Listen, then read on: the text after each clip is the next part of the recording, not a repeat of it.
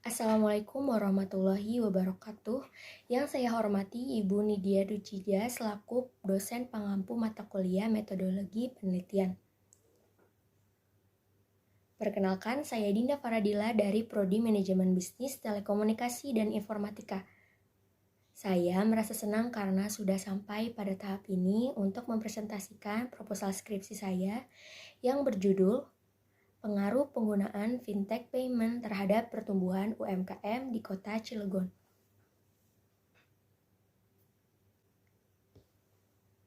Pertama-tama, saya akan membahas latar belakang yang membawa saya melakukan penelitian ini. Penggunaan teknologi yang menjadi faktor pertumbuhan UMKM salah satunya adalah fintech payment.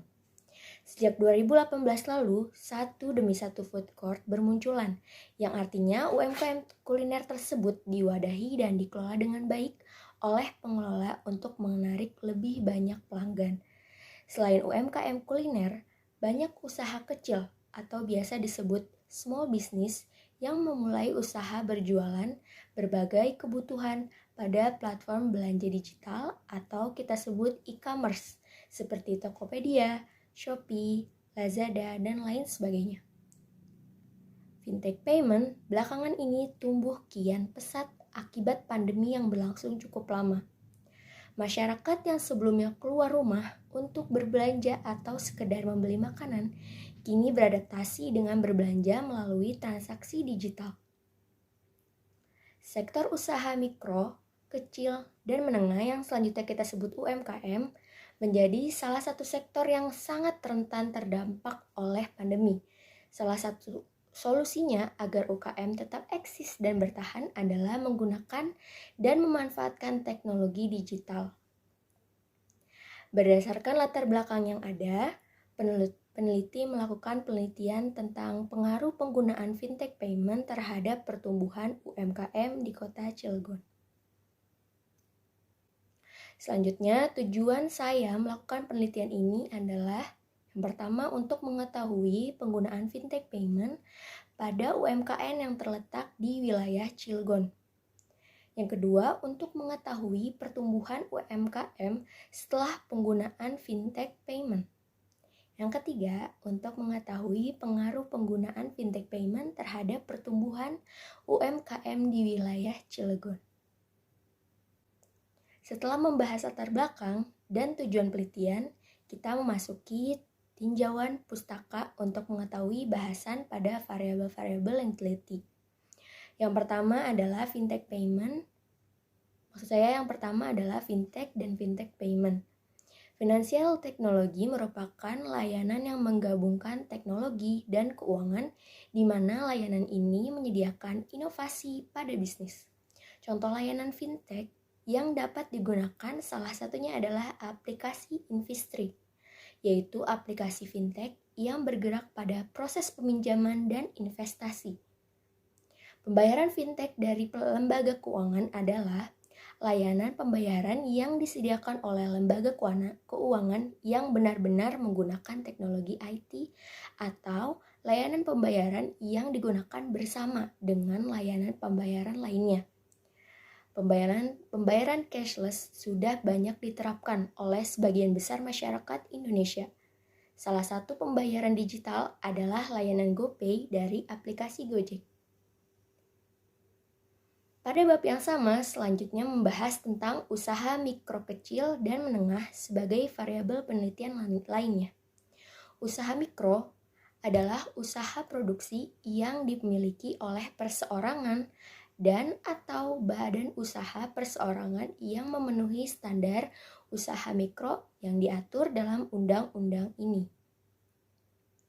Usaha kecil adalah usaha ekonomi produktif yang berdiri sendiri, dijalankan oleh orang perseorangan atau badan usaha yang bukan merupakan anak perusahaan atau cabang dari perusahaan, dan perusahaan atau cabang tersebut tidak dimiliki, dikendalikan atau secara langsung atau tidak langsung menjadi milik media perusahaan tertentu yang memenuhi standar usaha kecil untuk usaha besar. Sedangkan usaha menengah adalah usaha ekonomi produktif yang berdiri sendiri yang dilakukan oleh perorangan atau badan usaha yang bukan merupakan anak perusahaan atau cabang perusahaan yang dimiliki, dikuasai, atau menjadi bagian baik langsung maupun tidak langsung dengan usaha kecil atau usaha besar dengan jumlah kekayaan atau hasil penjualan tahunan sebagaimana diatur dalam undang-undang. Selanjutnya, pada halaman ini menunjukkan gambar kerangka pemikiran pada penelitian ini. Terdapat dua variabel, yaitu yang pertama, penggunaan fintech payment sebagai variabel independen atau disebut atau yang Selanjutnya, pada halaman ini menunjukkan gambar kerangka pemikiran pada penelitian ini. Terdapat dua variabel, yaitu penggunaan fintech payment sebagai variabel independen, yaitu variabel yang mempengaruhi variabel lain atau menjadi sebab atau berubahnya suatu variabel lain. Terdapat 6 poin yang terkandung pada variabel ini, yaitu mobilitas personal, fitur, kemudahan penggunaan, kredibilitas layanan, keamanan dan privasi, layanan promosi. 6 poin ini dikutip dari Kim et al. Tahun 2016. Di samping itu, terdapat pertumbuhan UMKM sebagai variabel dependen, yaitu variabel yang dipengaruhi atau menjadi akibat karena adanya variabel independen. Kemudian berlanjut pada bahasan akhir pada presentasi kali ini, yaitu metodologi penelitian. Metodologi penelitian dibagi menjadi jenis penelitian, populasi, dan sampel, teknik pengumpulan data, dan teknik analisis data. Jenis penelitian. Penelitian ini menggunakan metode pendekatan penelitian secara kuantitatif, sebagaimana yang dikemukakan oleh Arikunto pada tahun 2019.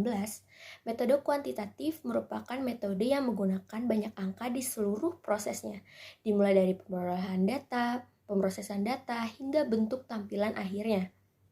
Selanjutnya, populasi. Menurut Sugiono tahun 2017, populasi merupakan wilayah generalisasi yang terdiri atas objek atau subjek yang mempunyai kuantitas dan karakteristik tertentu yang ditetapkan oleh peneliti untuk dipelajari dan kemudian ditarik kesimpulannya. Penelitian ini menggunakan populasi dengan bercirikan pertama, memiliki karyawan kurang dari 4 orang. Kedua, aset atau kekayaan bersih hingga 50 juta per tahun. Ketiga, omset perjualan pertahunan hingga 300 juta per tahun. Dan UMKM kuliner, warung kopi, dan warung pada kota Cilegon. Selanjutnya, sampel. Menurut Sugiono tahun 2017, sampel merupakan bagian dari jumlah dan karakteristik yang dimiliki oleh suatu populasi. Teknik sampling yang digunakan pada penelitian ini adalah simple random sampling, yaitu pengambilan sampel dilakukan secara acak tanpa memperhatikan strata yang ada dalam posisi itu. Menurut Sugiono tahun 2017. Setelah melalui perhitungan jumlah sampel menggunakan rumus Lovin, didapatkan jumlah sampel yang dibutuhkan adalah sebanyak 400 responden. Teknik pengumpulan data. Data yang digunakan dalam penelitian ini adalah data kuantitatif. Sumber data yang didapatkan peneliti adalah data kuesioner. Kuesioner menurut Sugiono tahun 2017 merupakan teknik pengumpulan data yang dilakukan dengan cara memberi seperangkat pertanyaan atau pernyataan tertulis kepada responden untuk dijawabnya. Teknik analisis data yang digunakan pada penelitian ini adalah statistik deskriptif. Menurut Ghazali tahun 2018, analisis statistik deskriptif memberikan gambaran atau deskripsi pada suatu data yang dapat diukur dengan nilai rata-rata atau minimum, maksimum, serta standar deviasi yang terdapat pada penelitian. Data primer yang didapatkan dari responden berbentuk kuesioner berupa skala Likert. Schleicher menggunakan 5 alternatif perjenjangan dari kondisi yang sangat mendukung hingga yang sangat tidak mendukung menurut Idrus 2009. Baiklah, demikian presentasi proposal skripsi saya. Kurang lebihnya mohon dimaafkan. Wassalamualaikum warahmatullahi wabarakatuh.